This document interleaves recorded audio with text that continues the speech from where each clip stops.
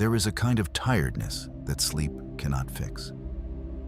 You wake up after 8 full hours, and the weight is still there, sitting somewhere below the level the body can locate. And the strange part is, you haven't been idle. You've been trying. Harder than most people around you, probably.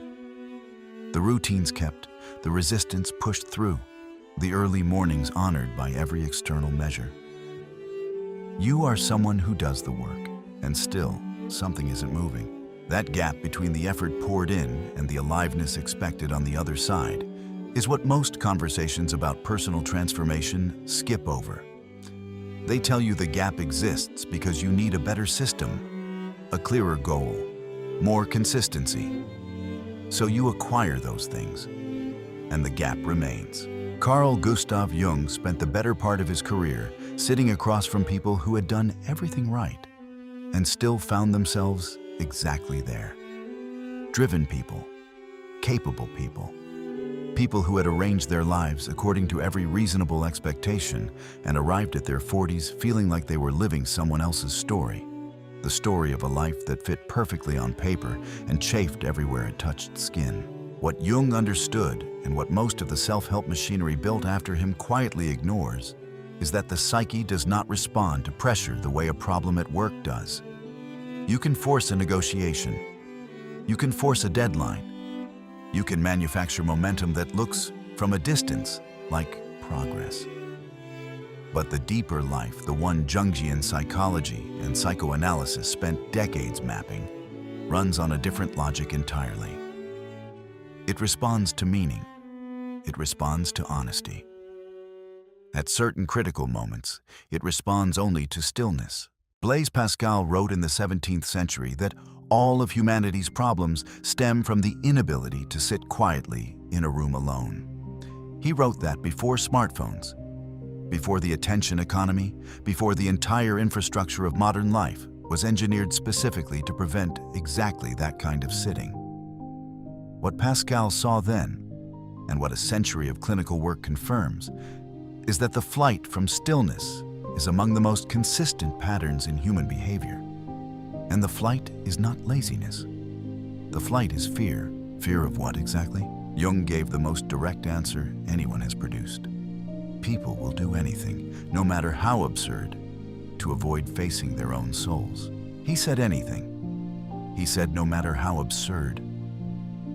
He was describing the entire catalog of human busyness, the overscheduling, the overworking, the relentless self-optimization as a unified avoidance strategy.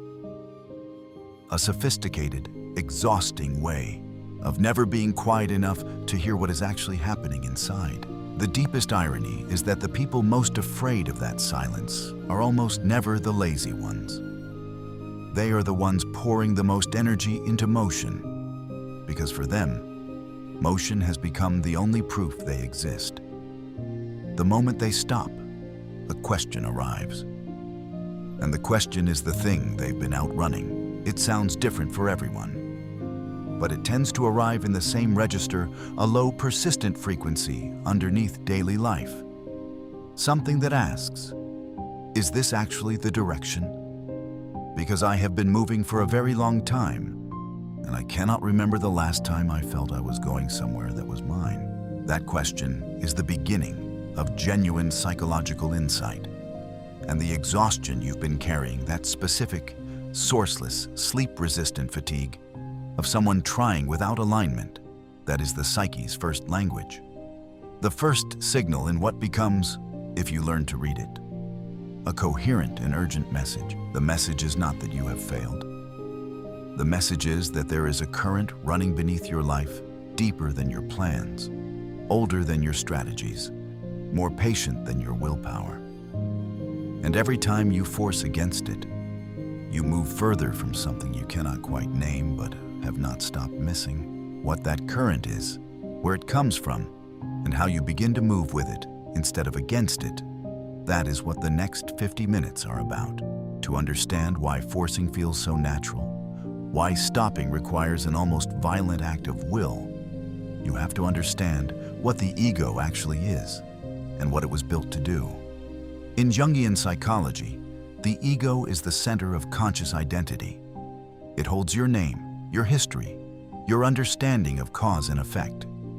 It manages your relationship with the external world, monitors threats, and builds strategies to avoid pain. At this job, it is genuinely impressive.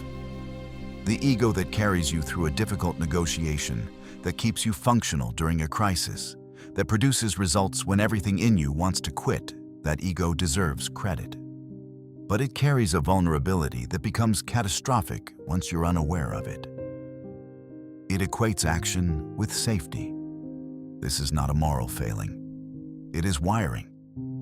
From the moment a child learns that effort produces results, that doing something is almost always preferable to doing nothing, the equation is laid down.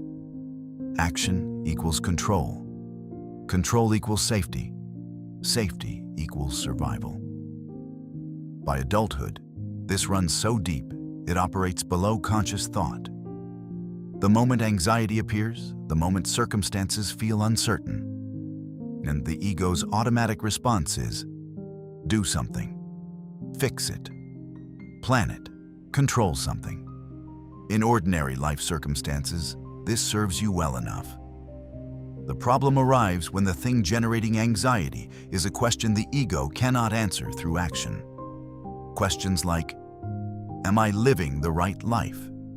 Does any of this actually belong to me? These rise from a deeper layer of the psyche, what Jung called the self, the totality of personality that includes both consciousness and everything the ego has pushed below the surface. And when those questions emerge, the ego's only tool is the hammer it has always used. More doing, more arranging, more forcing. Marcus Aurelius understood this with unusual clarity.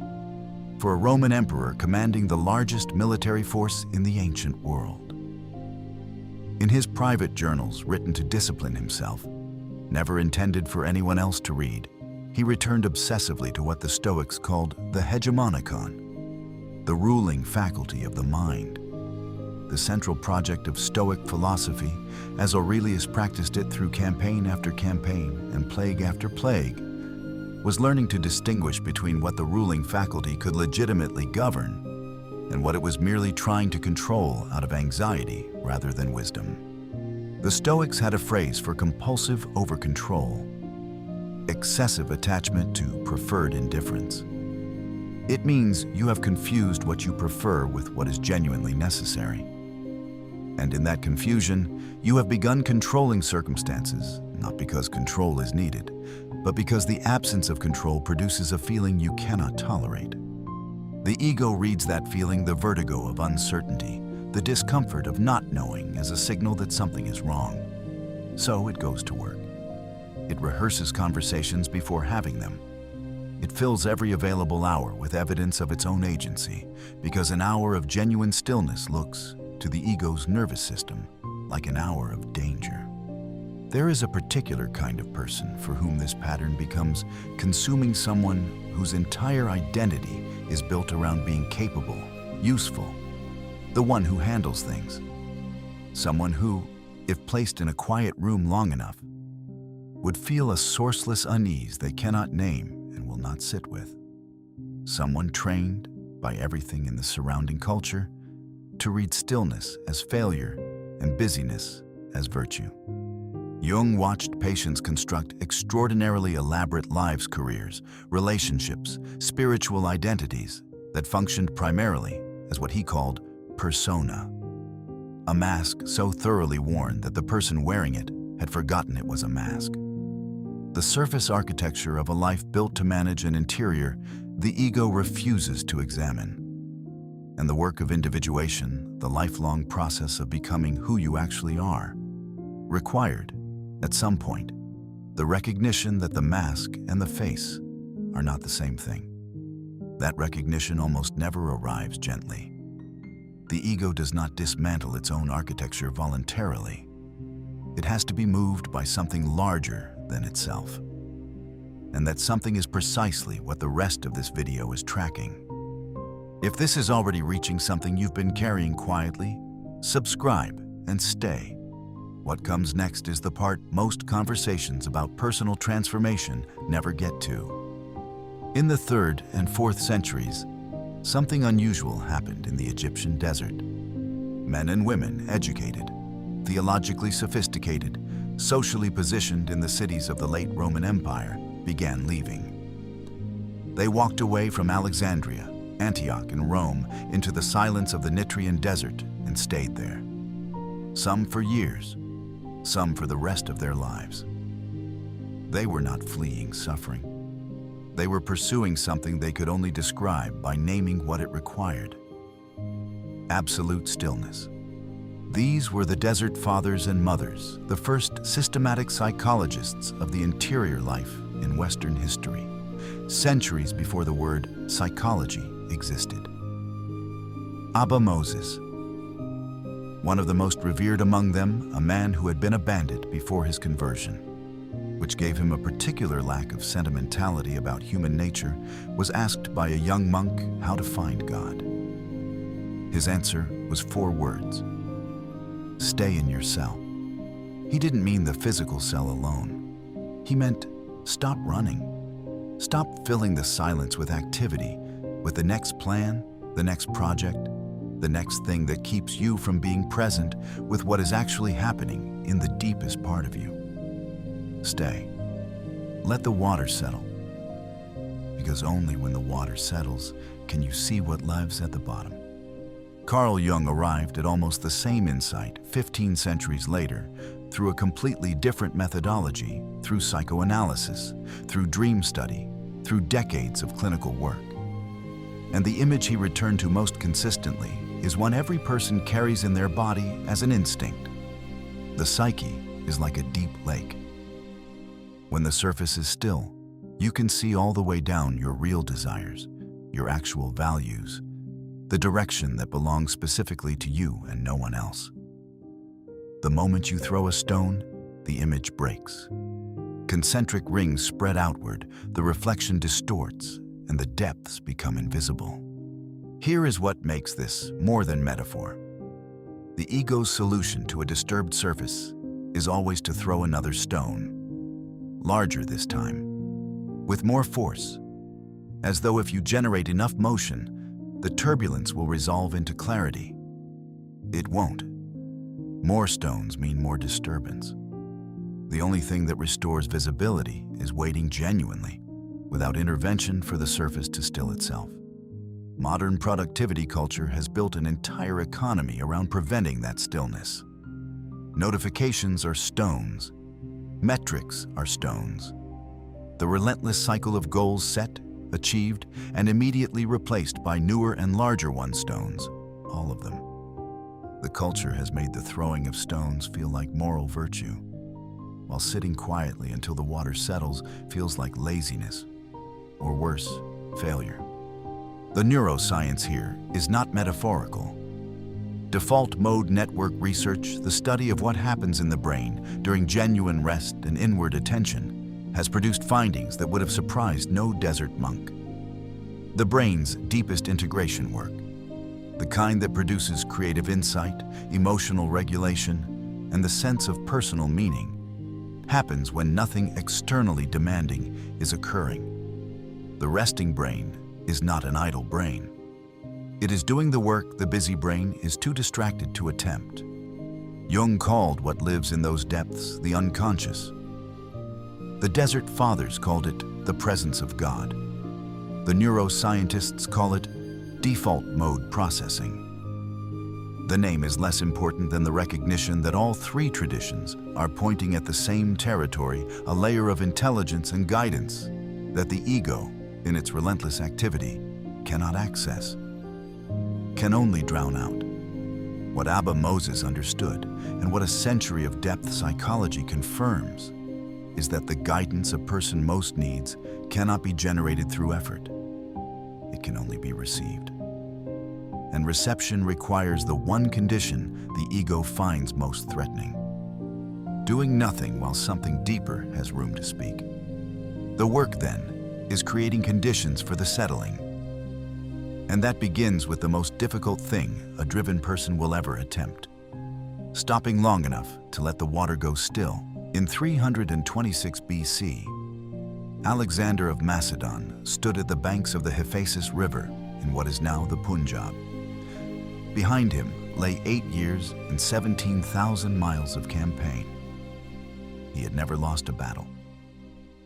His army had marched through Persia, Egypt, Bactria, and into the subcontinent.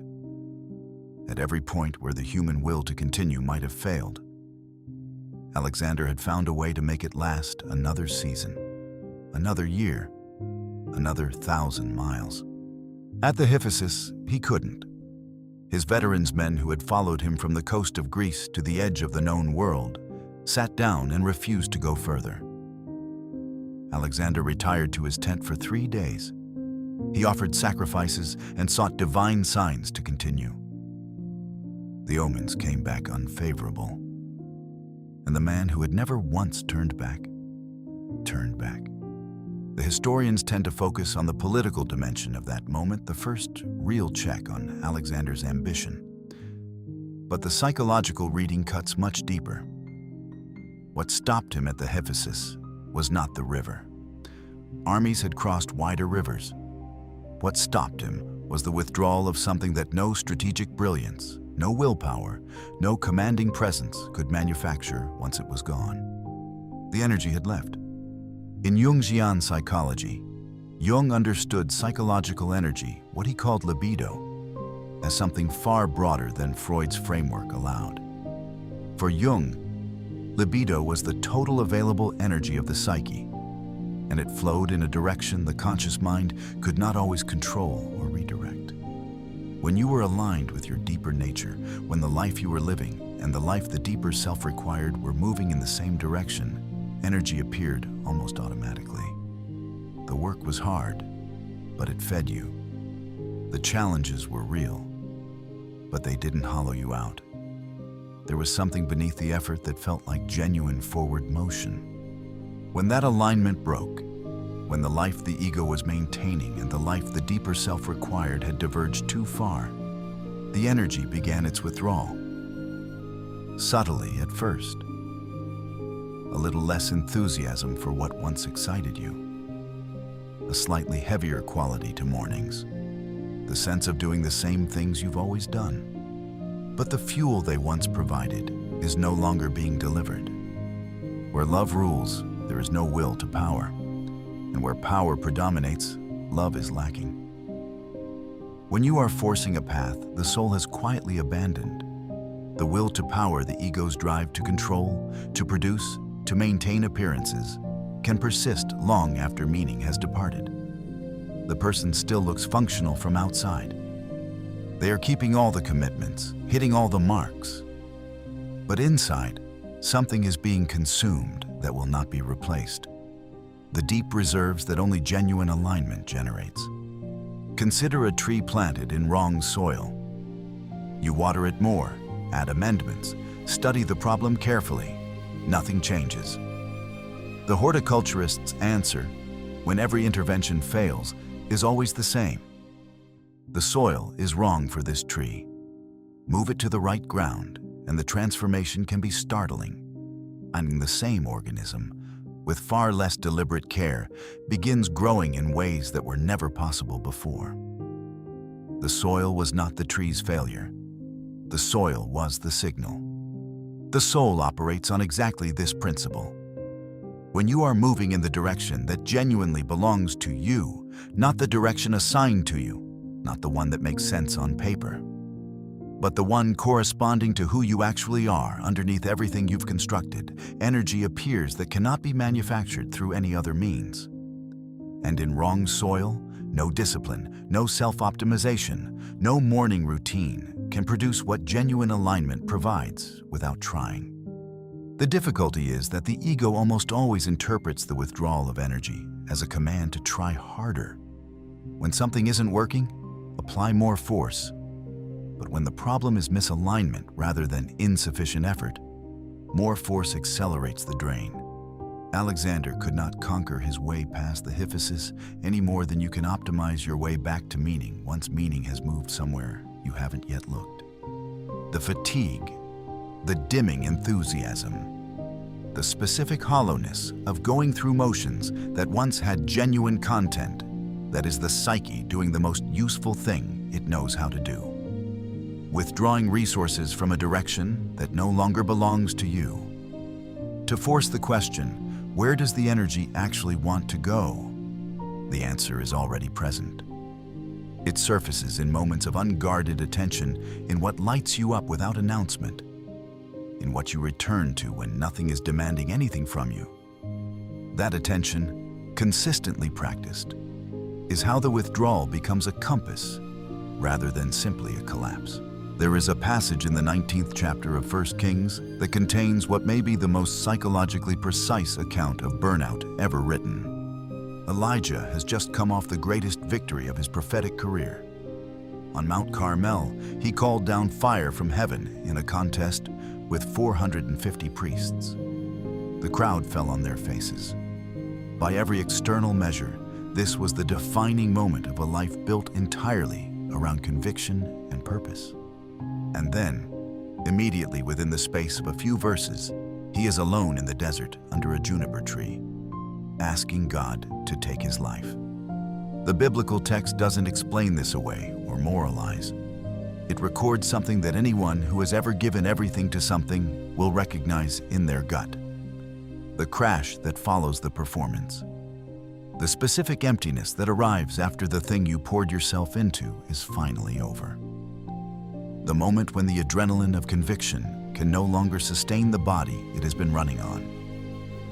And the body simply stops. What happens next is worth examining carefully, because the divine response to Elijah's collapse is entirely unexpected. An angel touches him, and the message is 4 words: "Arise and eat." Not, "Go back, your work is unfinished." Arise and eat. The journey is too great for you. Rest before you can continue. There is an entire anthropology of grace in that response.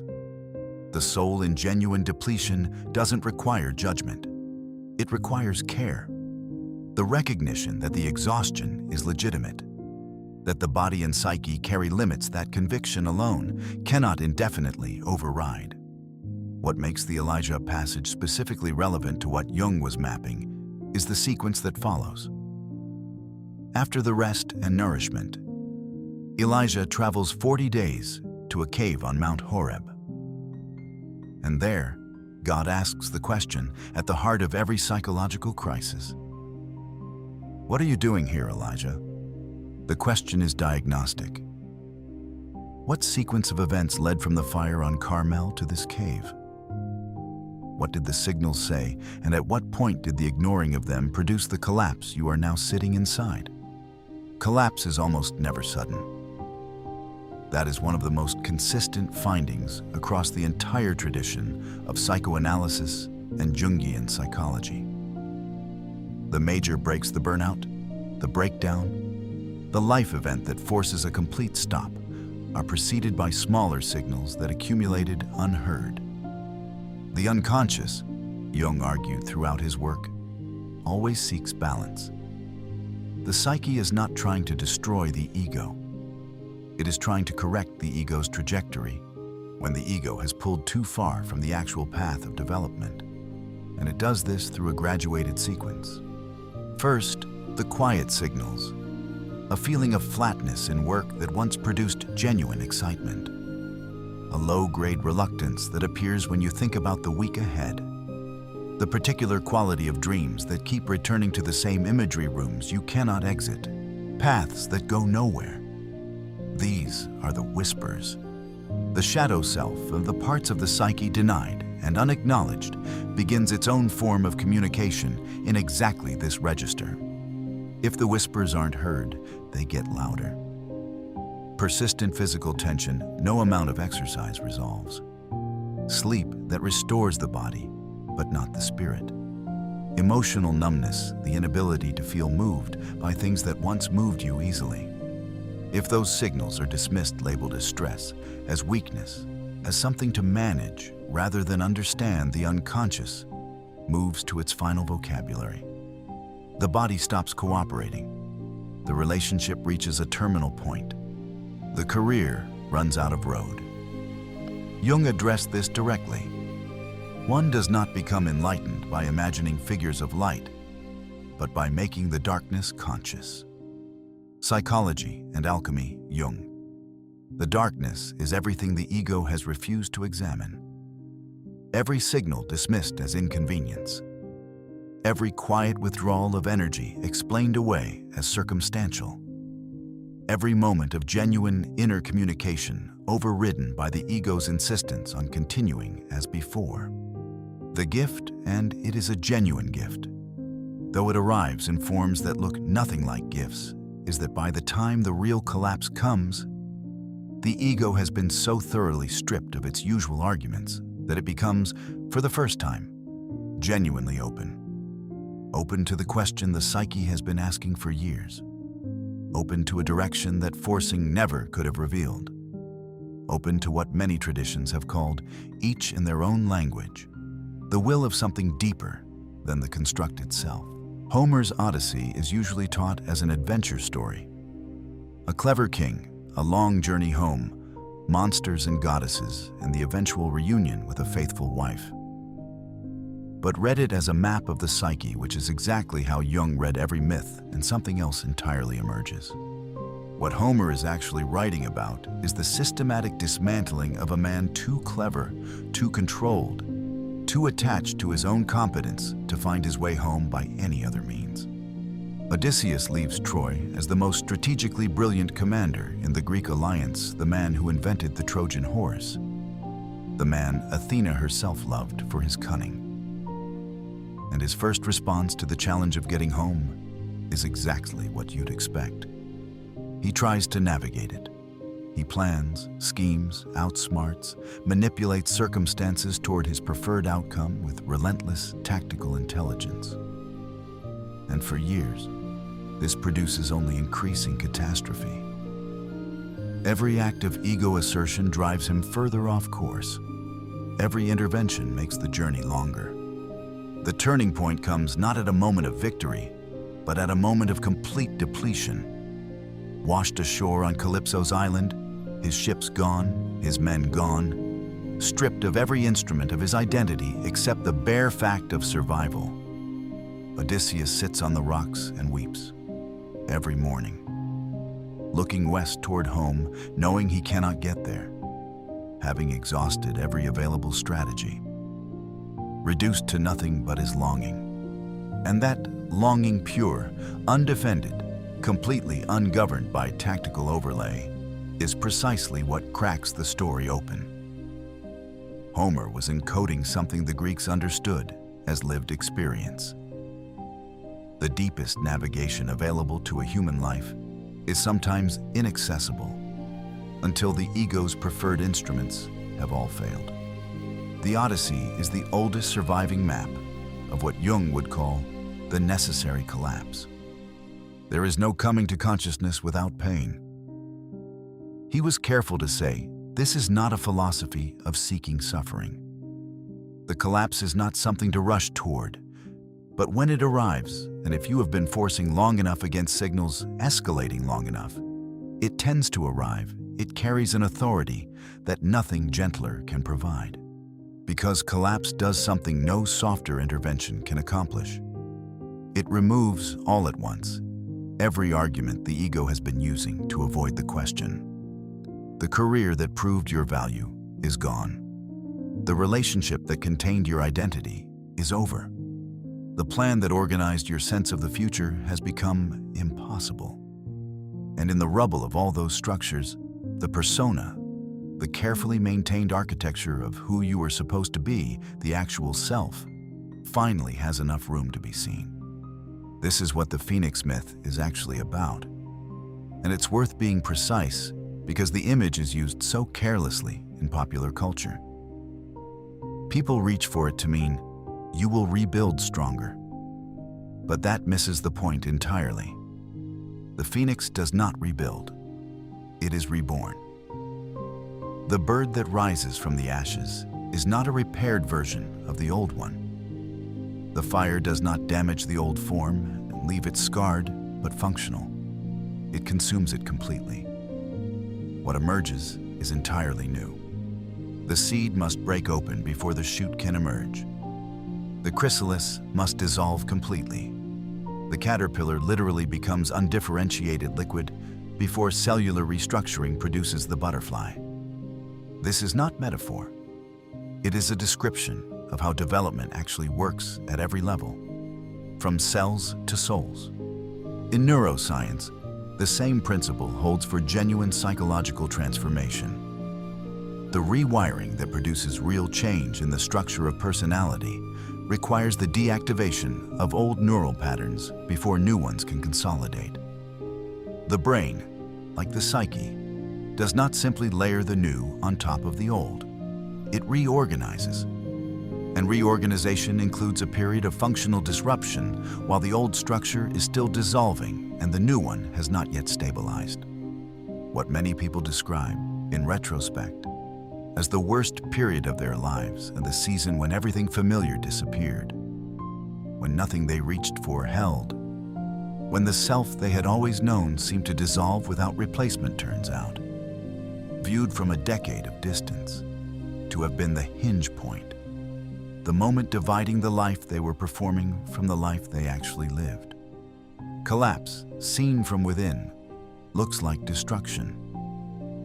Seen from outside time, which is the point where Jung, God, and psychology converge in their deepest language, it looks like preparation.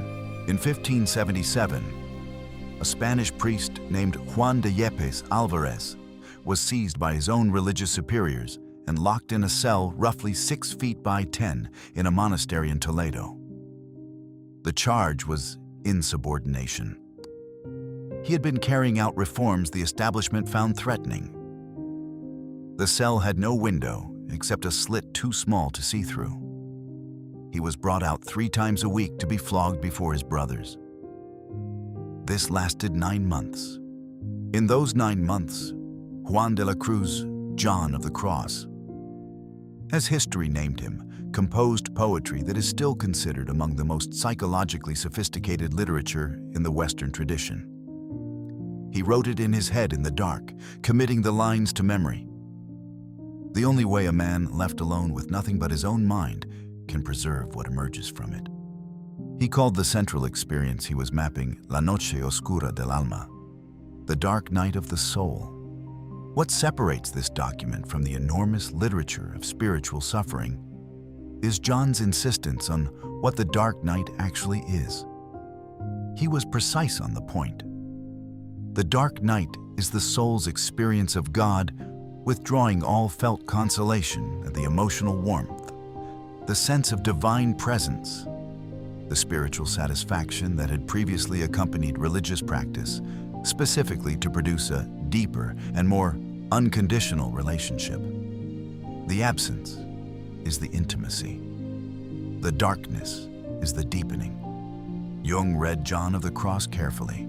The correspondence between their frameworks at this point is one of the most striking examples of what he meant when he spoke of deep structures recurring across culture and history. What John described as the soul's experience of divine withdrawal, Jung mapped as the ego's encounter with the full weight of the unconscious, the Carl Jung ego death that precedes integration of the self. In both accounts, the experience is the same. Everything the conscious identity has relied upon for its sense of worth is systematically removed. And in the space that opens, something truer becomes possible.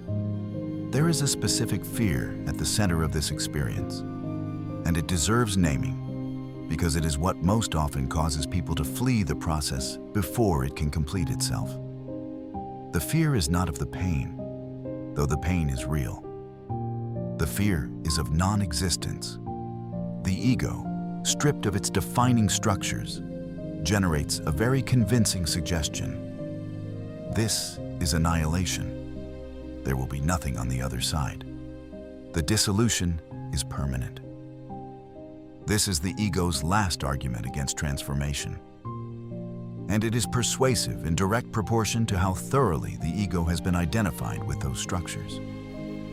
If your entire sense of self has been built on your role, your achievements, your relationships, your spiritual attainments, then the loss of those things feels exactly like death.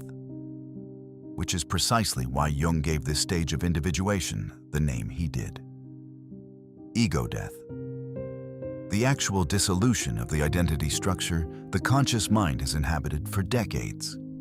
What the long tradition of shadow self-work in Jungian psychology insists upon, and what John of the Cross confirms from a completely different direction, is that this dissolution is not the end of the person.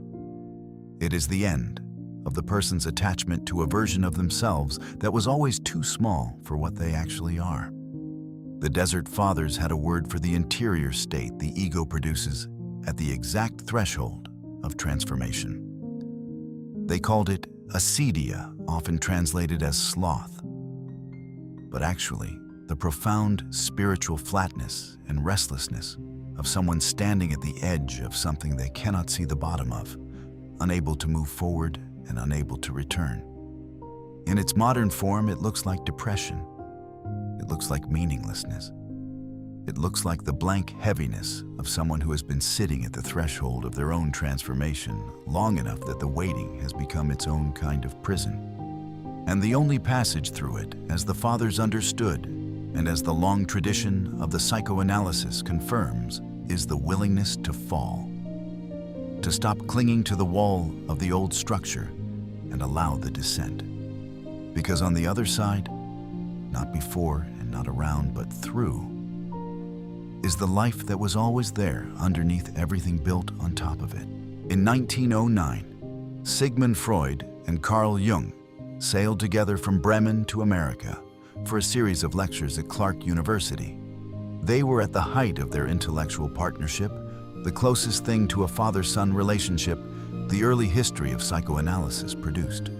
For 7 weeks at sea, they spent hours each day analyzing each other's dreams. At one point during the crossing, Jung attempted to share a dream that required certain personal details from Freud to analyze properly. Freud refused to provide them, saying in his exact phrase that he could not risk his authority. Jung never forgot it. The partnership that had seemed so foundational contained, in that single exchange, the seed of its own dissolution. Years later, after the rupture that severed them completely, Jung entered the most psychologically difficult period of his life. Professionally isolated, without the framework Freudian theory that had organized his thinking for a decade, he spent years in deliberate confrontation with the contents of his own unconscious. And during that period, he noticed a pattern of coincidence too structurally consistent across too many patients to dismiss. He called it synchronicity, and he developed the concept with physicist Wolfgang Pauli precisely because the phenomenon was too recurring, too precise in its correspondence between inner states and outer events, to be explained by projection alone. Synchronicity is an ever-present reality for those who have eyes to see. The eyes to see are the operative phrase. Synchronicity is accessible in precise proportion to how thoroughly the ego has loosened its grip on the requirement that everything make linear sense. When the ego is fully in control, demanding its preferred outcomes, filtering experience through its existing map. The coincidences that constitute synchronicity are either invisible or quickly reframed as noise. The attention is too narrow. The categories are too rigid. The need for control is too urgent to allow the peripheral vision that meaningful coincidence requires. But when the ego's grip relaxes through exhaustion, through crisis, through the deliberate cultivation of receptivity, a different quality of attention becomes possible. Things always present become visible. Connections always there reveal their pattern. The path the ego could not see because it was looking only for the path it had already planned begins to show itself in the gaps between plans. The biblical passage that maps this most precisely appears in the same Elijah story visited earlier. After the 40-day journey, after the cave, God tells Elijah to stand on the mountain. A great wind tears the rocks apart. An earthquake, a fire. The text records with deliberate precision that God was not in any of these. And then, after all the spectacle. Kol Damama Daka, the voice of thin silence. The still small voice. The guidance the ego spends its life searching for in the spectacular, the dramatic breakthrough, the unmistakable sign, the clear instruction arrives instead in the quietest possible register, in the conversation that happened to occur, in the book that opened to exactly the right page at exactly the right moment, in the door that closed and looked from inside the ego's framework like loss, but which made the only viable direction finally visible. There is a fog road quality to this experience. You can see only a few steps ahead. Every time you walk those steps, the next section clarifies. The map is drawn by walking, not by planning. And for someone who has spent their life planning before walking, this requires a fundamental reorganization of what trust actually means and where it is actually placed. This is what it means in practice, to let God guide you. The guidance is real. The direction is genuinely there. The intelligence operating through synchronicity is not the ego's intelligence, and it cannot be accessed through the ego's methods. It requires the one condition the ego finds most difficult to sustain: trust in a direction it cannot fully see in advance. Everything in this conversation has been building toward a practical question. If forcing is the problem, what do you actually do instead? Because passivity is not what any of this points toward. Odysseus found his way home by acting, eventually differently than before, but acting. The desert fathers who stayed in their cells were engaged in something extraordinarily demanding. John of the Cross in his Toledo cell was doing the hardest interior work a human being can undertake. And Jung, during the years of his own descent, attended deliberately, systematically, to what was arising from the depths of his own psyche. None of these were passive people. All of them had learned, through different disciplines and different forms of suffering, to act from a different source. The practice of not forcing is the practice of a particular quality of attention. And it has three movements. The first is the pause before response. The ego's default is to react immediately to whatever arises. A difficulty appears, and the ego moves toward a solution before the difficulty has been fully heard. A feeling surfaces, and the ego immediately categorizes it as weakness, as distraction, before the feeling haver has had time to communicate what it actually contains. The pause creates the space between stimulus and response that Marcus Aurelius identified in his private journals as the only location where genuine freedom lives. You have power over your mind, not outside events. Realize this, and you will find strength. Without that pause, the ego is simply repeating its conditioning. With it, something else becomes possible, an actual encounter with what is present, rather than an automatic deployment of what has always been done before. The second movement is reading your energy as compass. This sounds simple and is, in practice, one of the most demanding exercises in applied psychological insight. Energy tracking requires a quality of honesty that the ego, which has enormous investment in the story it has been telling about your life, will resist consistently. The question is direct. Where does energy actually appear? The honest answer is often not where the ego has spent years insisting it should be. Aliveness surfaces in the activities, conversations, questions, and kinds of work that produce a quality of full presence that effort alone cannot manufacture. And it drains with an equal specificity once you're watching for it, in the commitments and roles maintained through will rather than genuine investment. Empath psychology.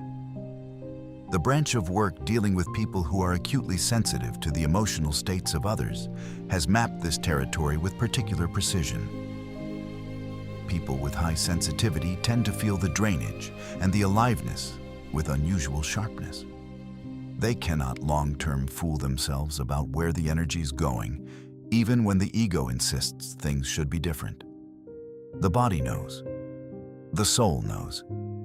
The tracking is simply the practice of consistently listening to what both are already saying. The third movement is following the thread rather than the plan. The plan is the ego's instrument, genuinely useful for project management, logistical coordination, the sequencing of steps toward a known goal. But the thread, the subtle, persistent pull towards certain people, certain questions, certain kinds of work that announce themselves through recognition rather than ambition, does not operate on plan logic. It appears in the gaps between plans, in the unscheduled hours, the unguarded conversations, the moments when you've stopped performing and something in you quietly moves toward what it actually wants. Jung called this following the libidinal current, the direction in which the soul's actual energy moves when allowed to move freely. This is at the heart of what individuation means in practical terms. Not the achievement of a particular identity or status, but the gradual, frequently surprising process of becoming more fully what you actually are. Living, as he put it, closer and closer to the center, the self that has always been present underneath everything constructed on top of it. What the practice adds up to the pause, the energy tracking, the thread following, is a fundamentally different relationship to your own life. One characterized by attentiveness rather than assertion, by genuine listening rather than the performance of listening while waiting for a break in the noise to resume the plan. By the recognition that the intelligence operating through your body's signals, your dreams, the specific quality of what gives you life and what drains it, is real intelligence, as real and often more reliable than the ego's analytical capacity. This is not passivity. It is the most demanding form of attentiveness a human being can practice, because forcing always comes with the illusion of control. This practice comes with none. What it offers instead is something control never could: alignment between the life being lived and the life the deeper self has been waiting, with considerable patience, for you to finally inhabit. There is a final sign, and it is the one the culture of productivity and achievement has made most difficult to recognize, because it looks like nothing after the signals, after the collapse, after the dark night and the dissolution and the slow, uncertain building of something new, after the synchronicities begin arriving and the thread becomes visible, and the energy starts tentatively, at first moving in a direction the ego did not plan and cannot entirely explain. After all of that, a quality of inner experience arrives, gradually, without announcement. Sometimes so quietly that it takes weeks to recognize it is there. Peace, a specific kind that has nothing to do with the resolution of all outstanding problems. The challenges ahead are real. The uncertainty has not been eliminated. But the particular inner conflict, the grinding, continuous war between what the ego was forcing and what the deeper self required, has quieted. The privilege of a lifetime is to become who you truly are. He chose that word deliberately. Privilege. Because most people busy, controlled, forcing, running, never arrive there. The capacity to become who you truly are is something that must be won, usually through exactly the kind of loss and dissolution and uncomfortable confrontation with inner truth that the ego spends so much energy preventing. The peace that arrives when moving in genuine alignment with your own nature is not comfort. It is recognition. The specific quality of yes, the body and psyche produce when, after a long time of moving against themselves, they are finally moving in the same direction. Consider the image of shoes that fit perfectly. When they are the wrong size, every step requires management, the discomfort, the compensation, the particular way you hold yourself to minimize the friction. You become expert at walking in shoes that don't fit. You may walk hundreds of miles in them, but every step is divided. Part of your attention on where you're going, part on the point of contact. When the shoes fit, something shifts that you barely notice at first. You stop thinking about your feet.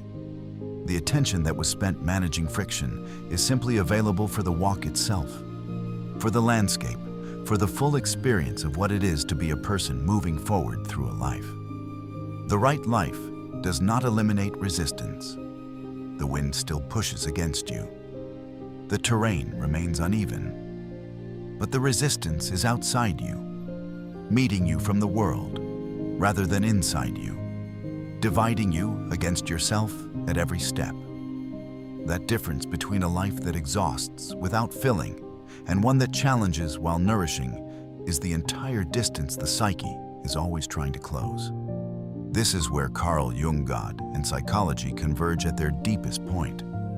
The recognition that the truest guidance available to a human life doesn't arrive from above in the form of explicit instruction. It comes from within through the language of aliveness and depletion, through the imagery of dreams, through the body's honest response to misalignment, through synchronicities that appear when the ego's grip finally relaxes enough to register them. It comes through the quietness. Many people, looking back across the arc of their lives, back across the forcing and the collapse and the dark night and the slow emergence of something true, describe the moment they arrived at that quietness as the first time in their adult lives they felt genuinely at home in themselves. Not because the external circumstances had become easy, because the fundamental war had ended. There is a current running beneath your life, moving towards something real, asking only for your willingness to stop drowning it out long enough to feel which direction it is flowing. Do not force everything. Learn to listen and allow what is already moving in the deepest part of you to carry you somewhere that effort alone, in all its years of trying, never quite reached. If what you found in this video touched something real, subscribe and stay. The work of Jungian psychology is long, and the channel is a companion for the whole journey.